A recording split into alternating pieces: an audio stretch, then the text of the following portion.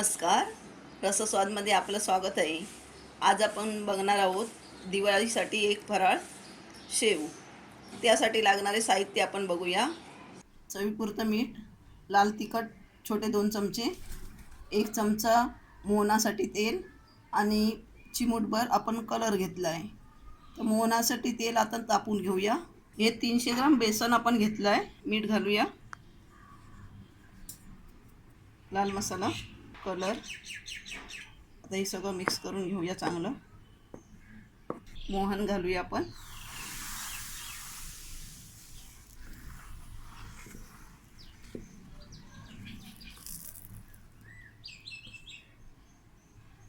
थोडं थोडं पाणी घालून आपण पीठ मळून घेऊया. एकदम पाणी ओतायचं नाही आहे, नाहीतर ते पातळ होऊन जाईल.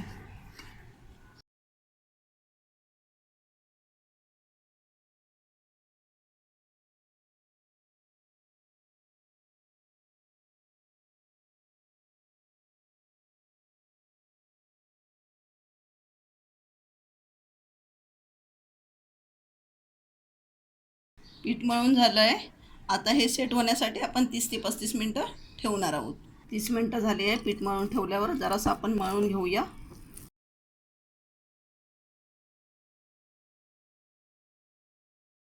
यामध्ये मी फक्त बेसनच वापरलं आहे. यामध्ये तांदळाचं पण पीठ वापरता येते आणि ज्वारीचं पण पीठ वापरता येतं.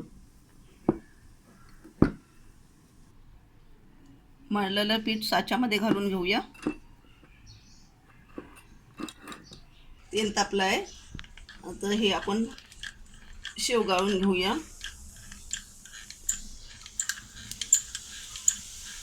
गॅस मंद केलेला आहे. मंद गॅसवरतीच आपण तळून घेणार आहोत.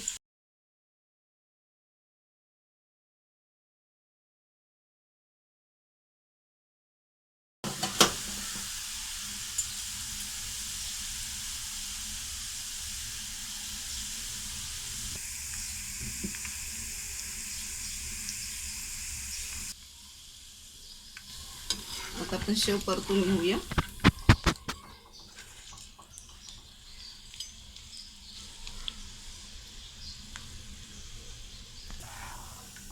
शेव आपले तळून झाले आहे. अशा पद्धतीत शेव मंद आचेवरतीच तळायचे, नाहीतर ते एकदम लाल भडक होणार नाही, आतून मग भाजणार नाही. अशा पद्धतीत मी हे शेव बाकीचे तळून घेते.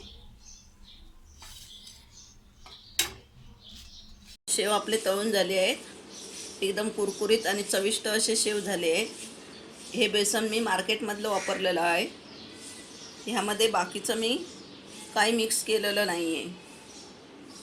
तर अशा पद्धतीत तुम्ही एकदा हे दिवाळीसाठी शेव करून बघा आणि मला सांगायला विसरू नका. हा व्हिडिओ आवडला असेल तर लाईक करा आणि रसस्वादला सबस्क्राईब करा. धन्यवाद.